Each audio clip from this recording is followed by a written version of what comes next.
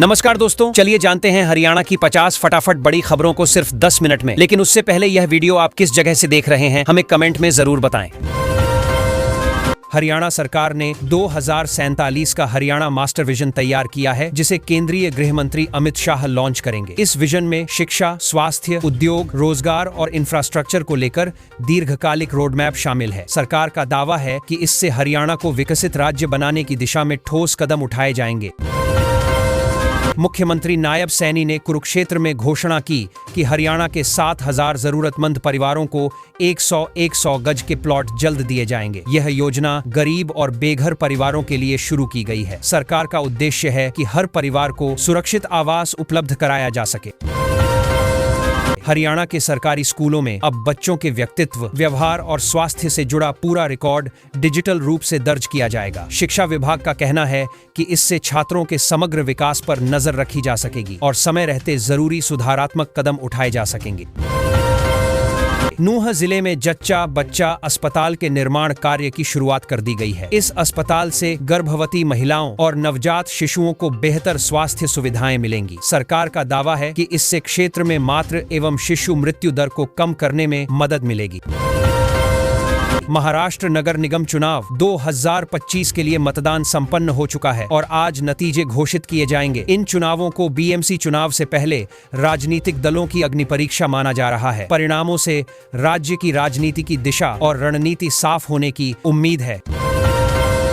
भिवानी में एसटीएफ ने बड़ी कार्रवाई करते हुए कोर्ट फायरिंग मामले के 20,000 रुपए के इनामी बदमाश को एनकाउंटर में घायल कर दिया। आरोपी लंबे समय से फरार था। पुलिस के अनुसार मुठभेड़ के दौरान बदमाश ने टीम पर फायरिंग की थी।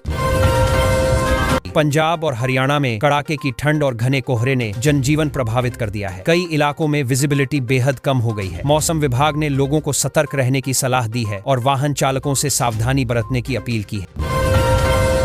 गुरुग्राम की यशवी अरोड़ा ने क्लैट पीजी परीक्षा में दूसरा स्थान हासिल कर जिले और राज्य का नाम रोशन किया है। इस सफलता पर परिवार और शिक्षकों में खुशी का माहौल है। यशवी ने अपनी सफलता का श्रेय नियमित अध्ययन और सही मार्गदर्शन को दिया। गुरुग्राम नगर निगम ने खुले में आग जलाने पर रोक लगाते हुए एडवाइजरी जारी की है। आदेश का उल्लंघन करने वालों पर कार्रवाई की चेतावनी दी गई है। निगम का कहना है कि खुले में आग जलाने से प्रदूषण बढ़ता है और ठंड के मौसम में खतरा भी रहता है। फीस को लेकर स्कूल मैनेजमेंट और अभिभावकों के बीच विवाद इतना बढ़ गया कि मामला लाठी डंडों तक पहुंच गया। घटना के बाद इलाके में तनाव फैल गया। पुलिस ने मौके पर पहुंचकर स्थिति संभाली और मामले की जांच शुरू कर दी।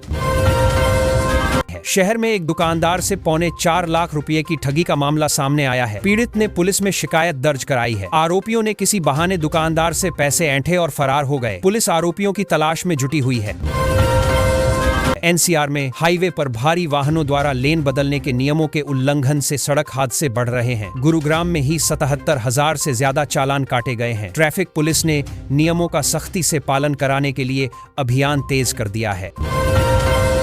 प्राथमिक स्कूलों में छात्रों का आकलन 29 और 30 तारीख को किया जाएगा। शिक्षा विभाग ने इसकी तैयारियां पूरी कर ली हैं। आकलन के जरिए बच्चों की शैक्षणिक प्रगति को परखा जाएगा और कमजोर छात्रों के लिए विशेष योजना बनाई जाएगी।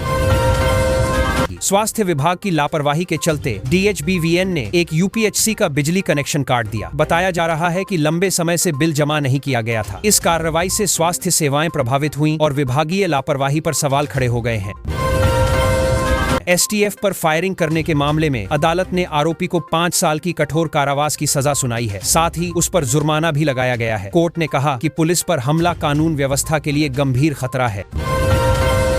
यूनिवर्सिटी में नौकरी दिलाने के नाम पर 8 लाख रुपए की ठगी का मामला सामने आया है। पीड़ित को फर्जी ज्वाइनिंग लेटर थमाया गया था। जांच में फर्जीवाड़े का खुलासा हुआ। पुलिस ने मामला दर्ज कर आरोपियों की तलाश शुरू कर दी है। हरियाणा के युवा क्रिकेटर दक्ष कैमरा का IPL में चयन हुआ है। इस उपलब्धि पर उनके परिवार और इलाके में खुशी का माहौल है। पिता ने बताया कि वह खुद भी क्रिकेटर बनना चाहते थे। बेटे की सफलता से उनका सपना पूरा हुआ है। हरियाणा के एक रेलवे स्टेशन को हाईटेक बनाने की तैयारी की जा रही है। रेलवे प्रशासन ने इसके लिए अहम कदम उठाए हैं। स्टेशन पर आधुनिक सुविधाएं विकसित की जाएंगी, जिससे यात्रियों को बेहतर अनुभव और सुविधाजनक यात्रा का लाभ मिलेगा।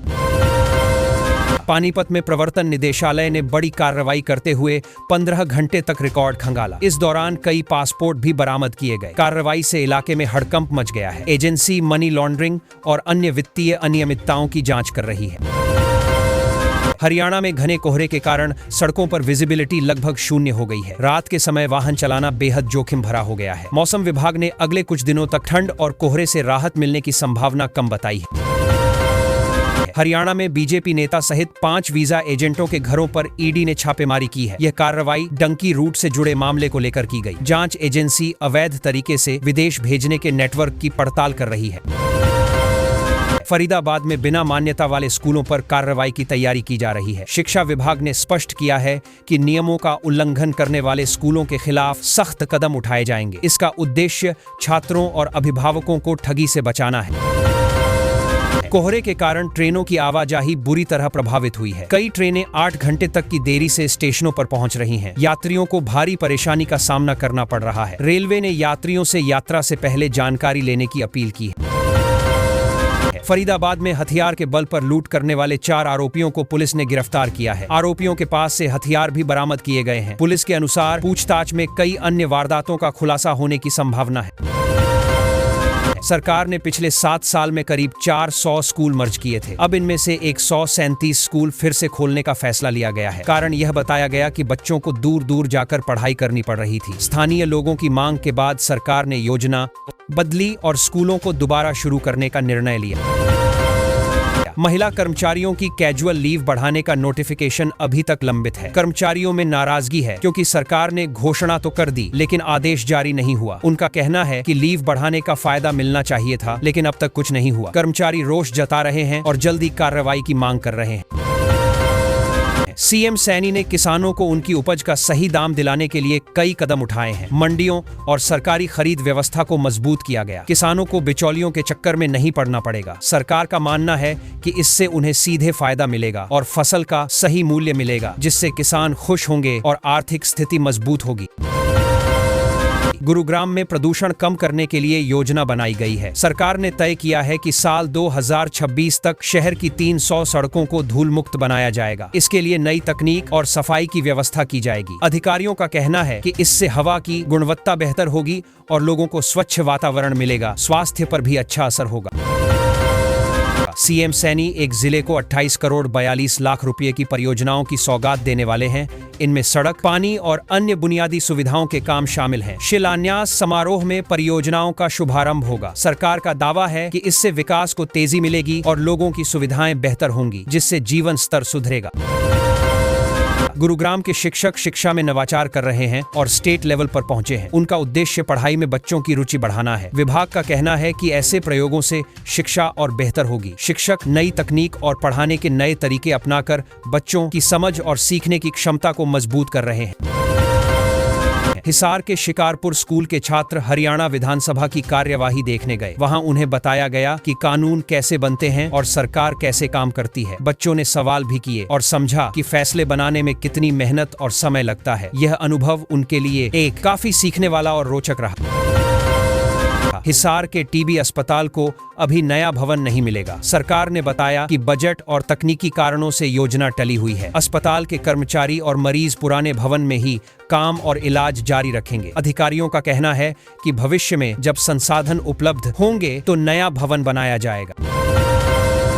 मानेसर में HSIIDC के काम में देरी से उद्योगपति नाराज हैं। पानी, बिजली और सड़क जैसी सुविधाएं समय पर नहीं मिल रही हैं। इससे उद्योगों को नुकसान हो रहा है और निवेश का माहौल प्रभावित हो रहा है। उद्यमियों ने अधिकारियों से जल्द काम पूरा करने और सुविधाओं की व्यवस्था सुनिश्चित करने की मांग की है। हरियाणा में मौसम अचानक बदल सकता है। पश्चिमी विक्षोभ के कारण कई इलाकों में बूंदाबांदी की संभावना है। मौसम विभाग ने अलर्ट जारी किया है और लोगों को ठंड व फिसलन से सावधान रहने की सलाह दी है। किसानों और यात्रियों को मौसम में बदलाव के अनुसार तैयारी करने के लिए कहा गया है। फरीदाबाद के लोगों को जल्द गंगाजल मिलने की तैयारी है। इसके लिए नोएडा से करीब 55 किलोमीटर लंबी पाइपलाइन बिछाने की योजना बनाई जा रही है। परियोजना पूरी होने के बाद पीने के पानी की समस्या काफी हद तक दूर होगी। सरकार का कहना है कि तकनीकी सर्वे और DPR पर काम शुरू हो चुका है। गुरुग्राम में मेट्रो विस्तार को लेकर बड़ा अपडेट आया है। 2 नए रूट पर मेट्रो चलाने के लिए 6 महीने में डीपीआर तैयार की जाएगी। इस परियोजना से 30 किलोमीटर से ज्यादा इलाके को फायदा होगा, ट्रैफिक जाम कम होगा और रोजाना यात्रा करने वाले लोगों को बड़ी राहत मिलने की उम्मीद है। हरियाणा के 25 लाख किसानों पर 60,000 करोड़ रुपए का कर्ज है। मुख्यमंत्री नायब सिंह सैनी ने विधानसभा में यह रिपोर्ट पेश की। सरकार ने बताया कि किसानों की आर्थिक स्थिति सुधारने के लिए योजनाएं चलाई जा रही हैं। विपक्ष ने बढ़ते कर्ज को लेकर सरकार पर सवाल खड़े किए हैं। गुरुग्राम में बढ़ते वायु प्रदूषण को देखते हुए बच्चों की सुरक्षा के लिए ऑनलाइन कक्षाएं शुरू की गई हैं। HEI गंभीर स्तर पर पहुंचने के बाद यह फैसला लिया गया। अभिभावकों ने राहत की सांस ली है। प्रशासन का कहना है कि हालात सामान्य होने तक ये व्यवस्था जारी रहेगी।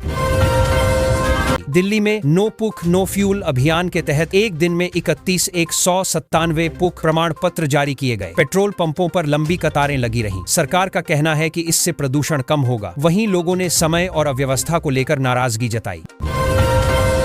दिल्ली में जहरीली हवा और कम विजिबिलिटी से लोग परेशान हैं। AQI 500 के करीब पहुंच गया है और येलो अलर्ट जारी किया गया है। सांस की दिक्कत और आंखों में जलन की शिकायतें बढ़ी हैं। प्रशासन ने लोगों को घर में रहने की सलाह दी है।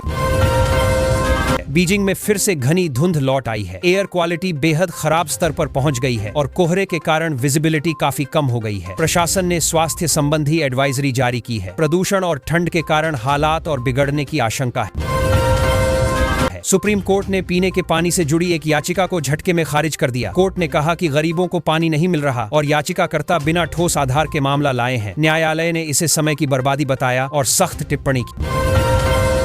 पंजाब में आम आदमी पार्टी की बड़ी जीत पर मुख्यमंत्री भगवंत मान ने बयान दिया है। उन्होंने इसे जनता के भरोसे की जीत बताया। मान ने कहा कि सरकार विकास और जनहित के मुद्दों पर काम जारी रखेगी। पार्टी कार्यकर्ताओं में जीत को लेकर उत्साह देखने को मिला। इलेक्ट्रॉनिक डिवाइस के साथ एक अभ्यर्थी को गिरफ्तार किया गया है। परीक्षा में नकल करने की कोशिश का आरोप है। जांच में डिवाइस से जुड़े अहम सबूत मिले हैं। प्रशासन ने कहा कि परीक्षा की पवित्रता बनाए रखने के लिए सख्त कार्रवाई जारी रहेगी। कांग्रेस ने मांग की है कि पंजाब जैसी रेत नीति हरियाणा में भी लागू की जाए। पार्टी का कहना है कि इससे अवैध खनन रुकेगा और राजस्व बढ़ेगा। कांग्रेस नेताओं ने सरकार पर आरोप लगाया कि मौजूदा नीति से माफिया को फायदा मिल रहा है। जीतन राम मांझी के विवादित बयान का वीडियो सोशल मीडिया पर वायरल हो रहा है। उन्होंने दावा किया कि एक उम्मीदवार को डीएम से बात कर जीत दिलाई गई। बयान के बाद राजनीतिक हलचल तेज हो गई है। विपक्ष ने इस पर चुनाव प्रक्रिया पर सवाल उठाए हैं। गुरुग्राम में घना कोहरा छाया हुआ है, जिससे जनजीवन अस्त व्यस्त हो गया है। मौसम विभाग ने 3 दिन का ऑरेंज अलर्ट जारी किया है। सड़क और हवाई यातायात प्रभावित हो रहा है। प्रशासन ने वाहन चालकों को सावधानी बरतने की सलाह दी है।